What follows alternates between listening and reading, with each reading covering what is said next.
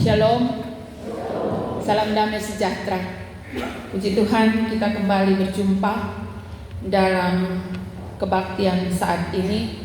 Kesempatan bagi kita untuk membangun relasi yang terus-menerus dengan Tuhan.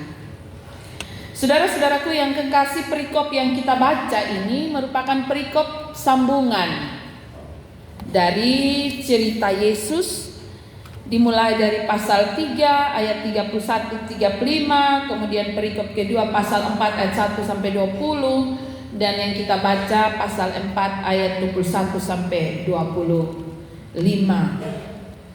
Pada pasal 3 ayat 31 sampai 35, ketika Yesus berbicara tentang siapa saudara-saudarinya, siapa ibunya, Ia memberi penekanan pada ayat yang ke-35.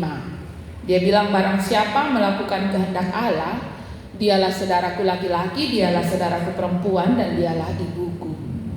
Ini adalah sebuah peringatan keras kepada Yesus, kepada semua orang yang ada di sekelilingnya. Jadi ketika ibu, mama dan saudara-saudaranya datang mencari dia dan memberi pesan kepada dia, kasih tahu, bilang, mama dong ada di luar. Dia bilang, yang ada di sekeliling dia inilah saudara-saudaranya. Dan yang menjadi saudaranya itu ialah mereka yang mendengar firman dan melakukannya.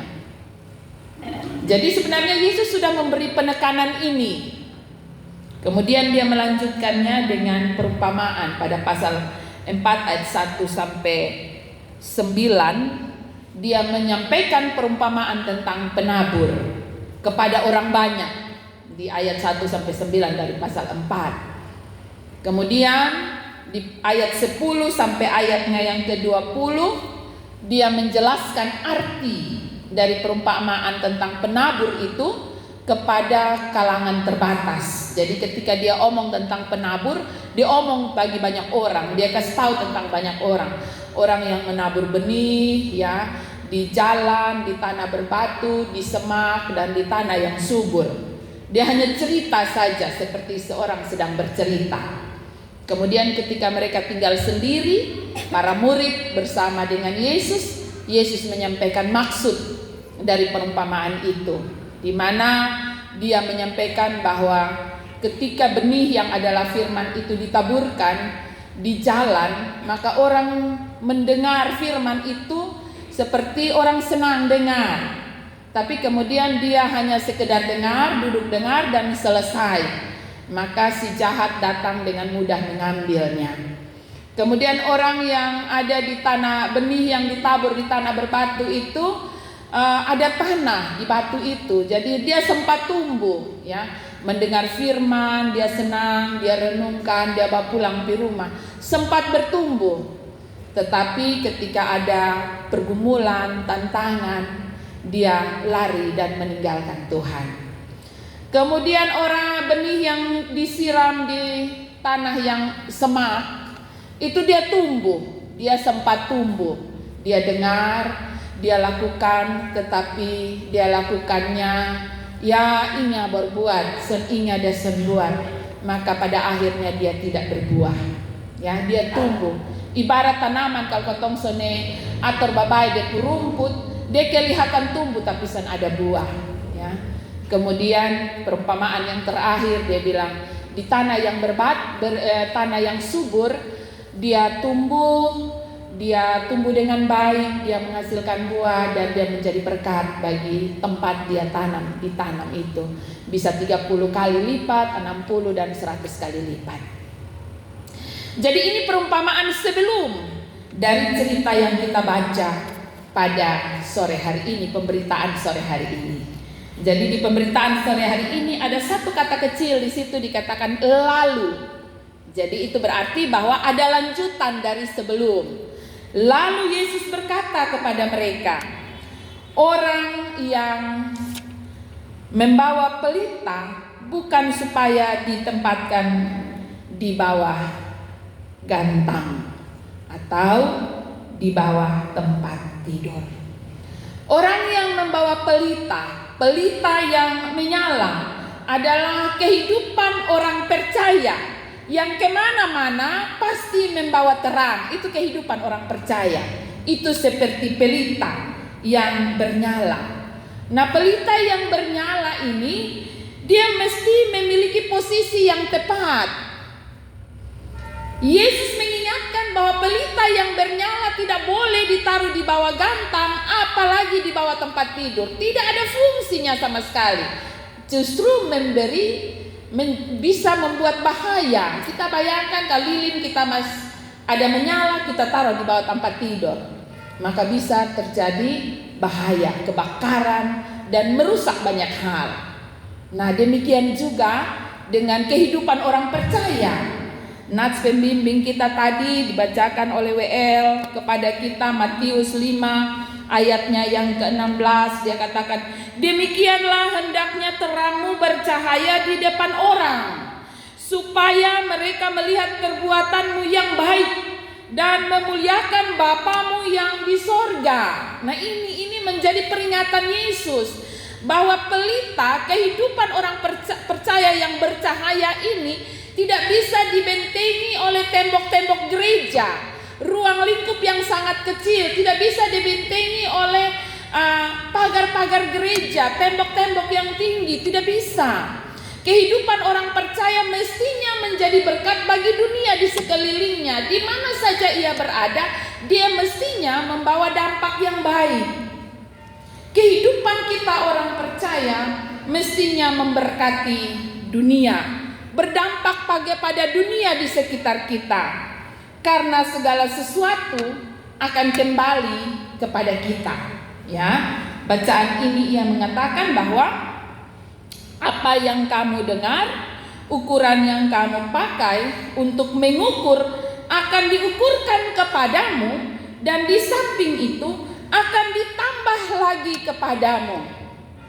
Ini mau menjelaskan kepada saya dan saudara bahwa inilah gambaran kehidupan kita yang akan kita hadapi, yang kita lakukan hari ini akan kita hadapi pada hari esok.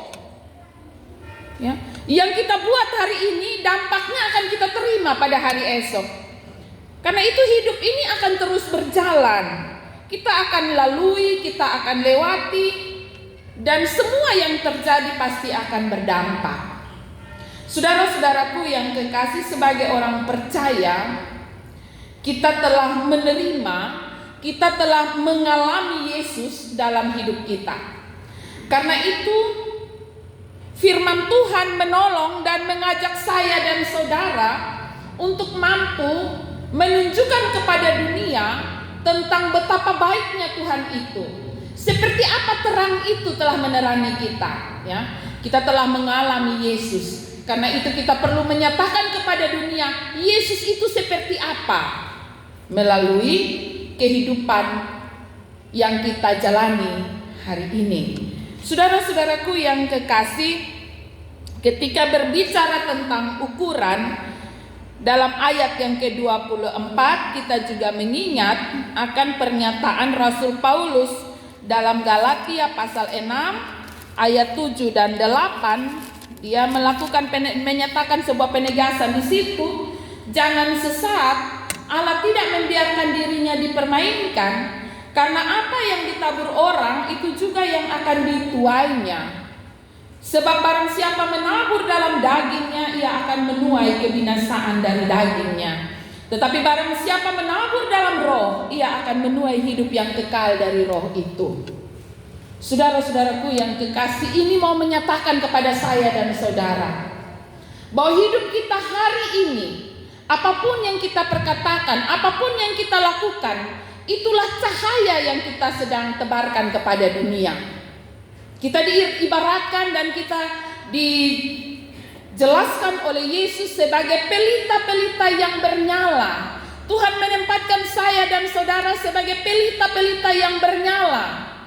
Di dalam rumah tangga, di tengah keluarga besar, di tempat kerja, dimanapun itu. Saudara-saudaraku yang kekasih, kita juga ingat tentang perumpamaan pohon ara yang tidak berbuah. Ketika pohon ara yang tidak berbuah itu didatangi oleh pemilik. Pemilik bilang, kau tunggu bikin apa saya ini? Hanya badaon saya untuk apa? Gagah-gagahan sebagai orang Kristen untuk apa? Kalau dia tidak berdampak sama sekali, kalau dia tidak menghasilkan buah sama sekali, lebih baik tebang saja. Ya. Dan sang pengerja bilang, sabar papa, tunggu, ini kali bet atur dia bye-bye.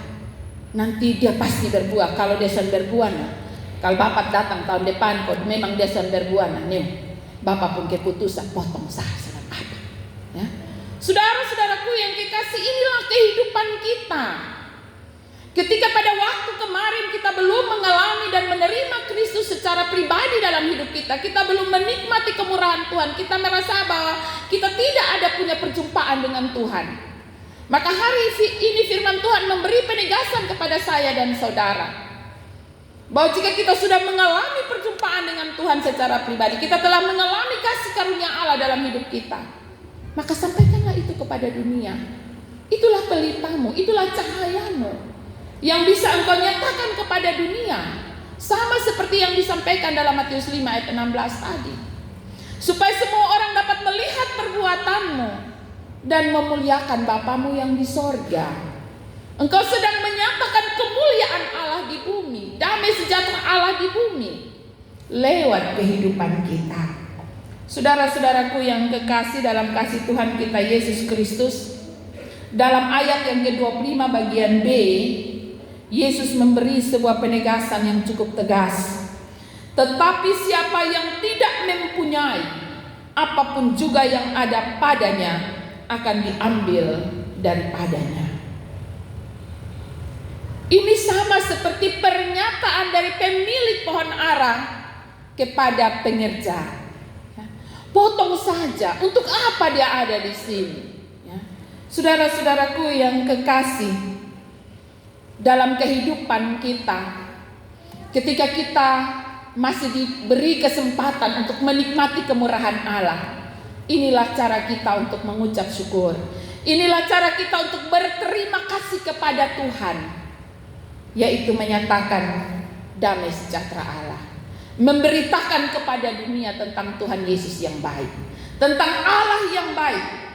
Karena itu selama kita hidup, kita punya kesempatan melalui hidup kita untuk mempermuliakan Bapa di sorga. Karena firman Tuhan menegaskan kepada saya dan saudara, ketika hidup kita tidak berarti sama sekali, ketika hidup kita tidak mampu mempermuliakan Allah Bapa di sorga, Yesus memberi penegasan ini.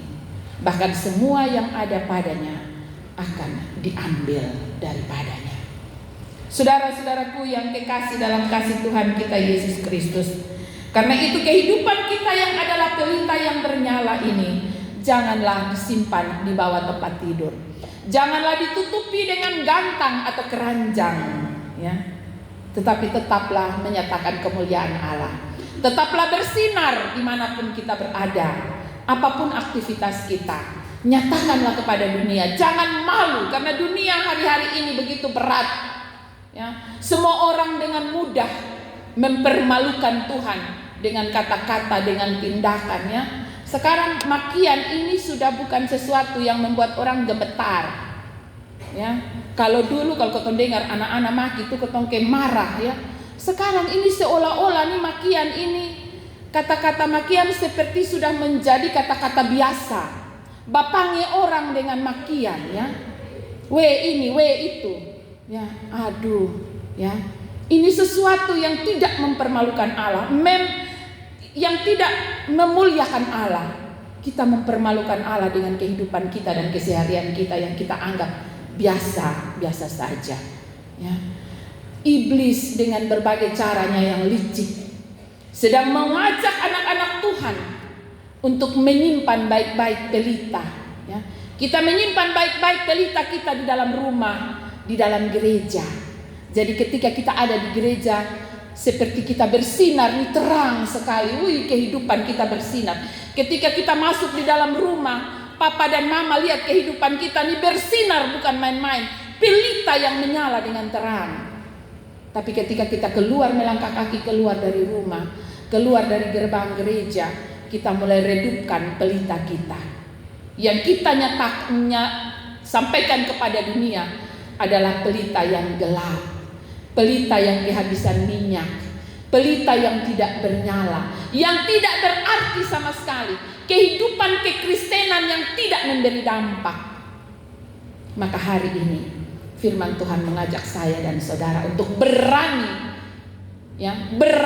memperlihatkan terang kita dimanapun kita berada. Jangan malu untuk menyampaikan bahwa saya anak Tuhan, saya punya pelita yang bernyala, kehidupan saya dapat dilihat dan diperiksa, kehidupan saya mampu menyatakan Allah saya yang luar biasa. Ya, jangan malu ketika lingkungannya, circle kita, lingkungan kita berada, semuanya hidup dengan kehidupan yang tidak menampilkan kekristenan walaupun mereka orang Kristen. Jangan malu kita sebagai anak-anak Tuhan. Tampilkanlah Tuhanmu di hadapan siapa saja, dan mereka akan melihat tentang Tuhan yang ajaib dan luar biasa. Saya dan saudara punya panggilan yang sama.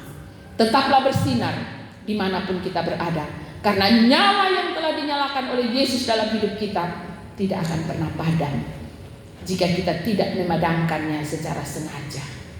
Tuhan Yesus memberkati firman-Nya. Tuhan Yesus menolong saya dan saudara, sehingga dimanapun kita berada, nyala api Tuhan tetap dilihat dan dirasakan oleh dunia di sekeliling kita.